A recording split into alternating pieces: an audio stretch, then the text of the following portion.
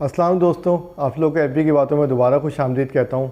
क्या हाल है दोस्तों? आप लोग के खैरियत से ठीक हैं?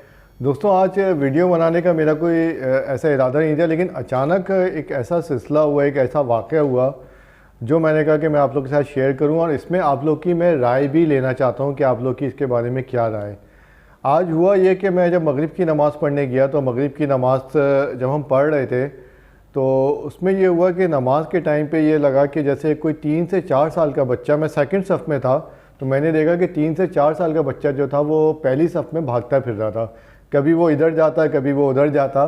और जैसी नमाज ख़त्म हुई तो दुआ का टाइम होता है, तो जैसी दुआ से इमाम साहब फ़ारिग हुए तो पहली सफ़ में एक साहब खड़े थे, माशाल्लाह बड़े बुज़ुर्ग किस्म के थे और बड़ी अच्छी उनकी हाइट थी। तो वो एकदम स्ट्रेट खड़े होकर उन्होंने कुछ बोलना शुरू किया। अच्छा, जितने भी लोग थे वो ये समझे कि अक्सर ये होता है कि कभी दावत देने के लिए लोग जो हैं वो कुछ ऐलानात करते हैं, लेकिन उन्होंने सिलसिला ये शुरू किया कि एकदम वो चीखने लगे और वो उन साहब को मुखातिब करके कहने लगे जिनका वो बच्चा था कि समझ में नहीं आता लोग बच्चों को मस्जिद में क्यों लेके आ जाते हैं, इनको तमीज़ नहीं है, बच्चों की तरबियत करनी चाहिए और मेरी सारी नमाज़ ख़राब कर दी मेरी, कि आपने सारे मस्जिद में जितने लोग बैठे थे। अच्छा, उस बात को उन्होंने एक दफ़ा नहीं कम से कम 3 दफ़ा किया।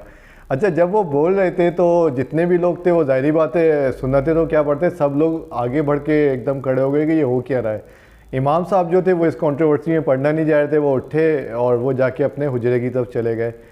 तो अब जब वो बात कर ही रहे थे तो मुझे आइडिया तो था कि इसका ज़रूर डेफिनेटली कोई ना कोई रिएक्शन आएगा, और वही हुआ कि थोड़ी देर में उसी सफ़ में एक आगे साहब खड़े हुए थे और वो अचानक आगे आए और उन्होंने भी उनको जवाब दिया कि देखिए, आप ये जो बात कह रहे हैं कि बच्चा जो है इसकी वजह से नमाज़ ख़राब हो रही है और बच्चों को मस्जिद में लेके नहीं आना चाहिए, तो आप ये देखें कि हज़ूर सल्लल्लाहु अलैहि वसल्लम की ये कितनी दफ़ा हमने, यानी एक तरह से हदीस भी है, हमने सुना भी है कि हज़ूर सल्लल्लाहु अलैहि वसल्लम के जब नमाज़ पढ़ते थे तो उनके कंधे पर हज़रत इमाम हसन अलैहिस्सलाम और हज़रत इमाम हुसैन अलैहिस्सलाम आ जाते थे, तो हज़ूर सल्लल्लाहु अलैहि वसल्लम उसी हालत में नमाज़ भी पढ़ते थे और बहुत ज़्यादा इंजॉय भी करते थे। तो उन्होंने उसी वक्त ये बात उन साहब को कही कि आप क्या बात कर रहे हैं, उस ज़माने में भी मस्जिद में बच्चे आते थे और बच्चे जो आने से लोगों की नमाज़ भी थोड़ी सी मुखल होती थी, लेकिन कभी वो मना नहीं करते थे। अच्छा, इसी असना में 2 स्कूल ऑफ थॉट्स बन गए। 50% लोग जो हैं वो एक साहब की तरफ हो गए जो ये कह रहे थे कि नमाज़ पढ़ने बच्चों को लेके नहीं आना चाहिए, और 50% लोग वो थे जो ये कह रहे थे कि बच्चों को मस्जिद में लेके आना चाहिए। तो वो एक बड़ी अजीब सी सिचुएशन, बड़ी इंटरेस्टिंग सी सिचुएशन हो गई और एक बहस और मुबाहिसा शुरू हुआ। लेकिन उस वक्त खैर आपको पता है कि मैं इन चीज़ों में थोड़ा सा कोशिश जितनी भी करूँ, लेकिन मैं पीछे रहता नहीं हूँ, मैं आगे बढ़ा और मैंने कहा देखें जो भी हुआ बच्चे ने तो जो कुछ किया, लेकिन इस वक्त जो हम बड़े कर रहे हैं वो बहुत गलत कर रहे हैं। तो बजाय इसके हम आपस में लड़ाई झगड़े करें, एक दूसरे को नीचा दिखाएं, मेरे ख्याल में बेहतर ये है कि सब अपनी अपनी नमाज़ों पे तवज्जो दें। और फिर थोड़ी देर बाद सब ने अपनी नमाज़ पढ़ना शुरू कर दी। ये वाक़या तो हो गया, लेकिन उसके बाद मैं जब घर की तरफ आ रहा था तो मैं ये सोचता हुआ आ रहा था कि यार समहाउ जो दोनों लोग थे उनकी दोनों की बातों में वज़न था और अपनी अपनी जगह दोनों लोग सही थे। लेकिन अगर मैंने कहा कि मुझे अगर ये कहा जाए कि भाई तुम किसकी साइड हो, तो मैं ये समझता हूँ, जो मेरा अपना पर्सनल राय है वो ये है कि बच्चों को मस्जिद में लेके आना चाहिए। और बाकायदा ये हमने एक हदीस भी सुनी है कि एक वक्त ऐसा आएगा जब बच्चे या जवान मस्जिदों में नहीं आएंगे और ये क़यामत की निशानी होगी, क़यामत बहुत क़रीब होगी। देखिए, इसके पीछे बैकग्राउंड ये है कि चलें 8-10 साल का बच्चा है, वो शोर शराबा कर रहा हो तो आप बिल्कुल उसको मना करें। और कहते हैं ना कि अगर किसी को नसीहत करनी है तो उसको अकेले में करो, और अगर किसी की तारीफ़ करनी है तो आप सबके सामने करें।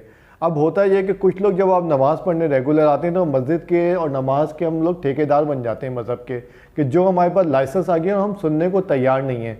जब उनको ये आर्ग्यू सुनाई दिया कि जी हज़ूर सल्लल्लाहु अलैहि वसल्लम के ज़माने में भी ये सब चीज़ें होती थी, तो उन्होंने कहा कि अरे आप उनको वहाँ से कहाँ कंपेयर कर रहे हैं और इसका तो इससे कोई ताल्लुक़ ही नहीं है। तो भाई क्यों नहीं ताल्लुक़ है?